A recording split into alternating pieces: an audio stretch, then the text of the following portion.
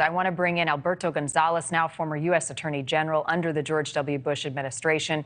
He is currently the Dean of the Belmont University School of Law and holds the Doyle Rogers Distinguished Chair of Law at that institution. Now, welcome to the program this morning.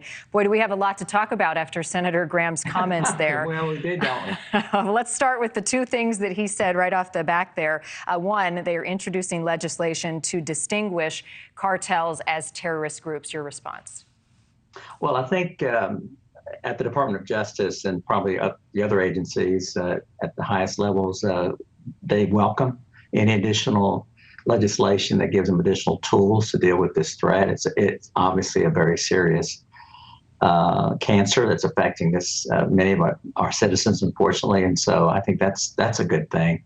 The designation of or seeking an authorization to use military force. I kind of worry about that. You know, there's been a long-standing practice, tradition that we don't use our military within our borders related to enforcement matters. What are the rules of engagement, things of that nature? Our military is better equipped, better trained to deal with crises around the world. So this would be very novel in my opinion. And it's how law enforcement would react to it. Obviously, we would welcome additional firepower and weaponry to deal with cartels engaged in violent acts.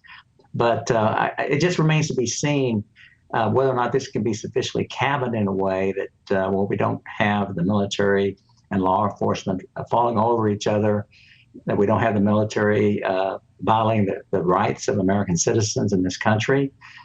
Is it possible that the use of the military would bleed over into Mexico? And that would cause a serious problem with our neighbor on the south. And so I think a lot of questions with respect to that aspect of what they're thinking about doing. Right. And what caught my attention specifically was destroying the drug labs. So the U.S. military certainly has the capability to find out where these labs are and destroy them. But you're questioning the authority they would have to do so in Mexico, given the relationship with the Mexican government? Oh, well, clearly in Mexico. And I think it was very clear that we would not be invading Mexico, is what Senator Graham said.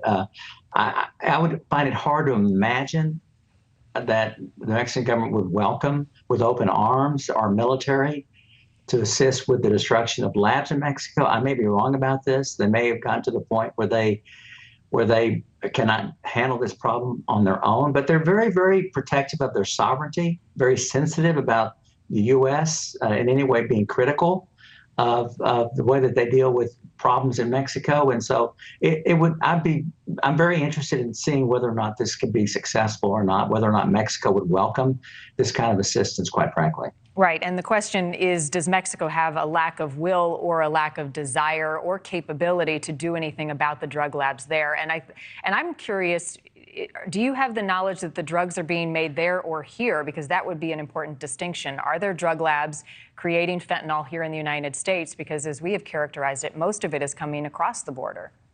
I think most of it is coming across the border. Again, I haven't been in this space for quite some period of time, but I wouldn't be surprised if there aren't labs here in this country. And obviously, we'd use every resource we could to gather up intelligence about those labs. But also we'd use our capabilities to locate labs in Mexico and in other countries and inform them, our allies and friends, about these labs, because obviously wherever these labs are located, they can be destroyed. That I think is helpful to American citizens who unfortunately get hooked on this kind of illegal drug. As I mentioned a moment ago, you served under the Bush administration as Attorney General. Have the cartels become more brazen from when you were in office versus what we're seeing now? And is fentanyl the driving factor? You know, I hesitate to respond to that question because I really haven't. I don't have the intelligence in terms of the scope of the problem, the scope of their influence today. As Attorney General, I would receive a morning briefing every day.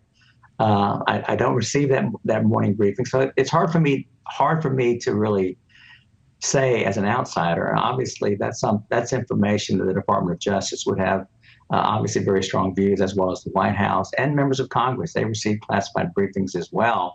But clearly, this is a serious threat and a serious problem, and one that we need a better handle on, and we need to be able to provide assistance to Mexico, whether it's inability, lack of will, whatever it is, we need to help Mexico, our friends on the south, deal with this issue. I spoke with a former FBI assistant director this week. He said the U.S. needs to close the borders in order to fight the cartels. It's more complex than that, though, isn't it? No question about it, because closing the border affects the economies of many of our states along the border. I don't think we're at that point yet, quite frankly. And so I'd like to think that we can pursue other solutions short of closing our borders, which I think sends a terrible message, quite frankly, to Mexico and to our allies around the world. Thank you for watching. Go to newsnationnow.com to find NewsNation on your television provider. And don't forget to click the red subscribe button below to get more of NewsNation's fact-driven, unbiased coverage.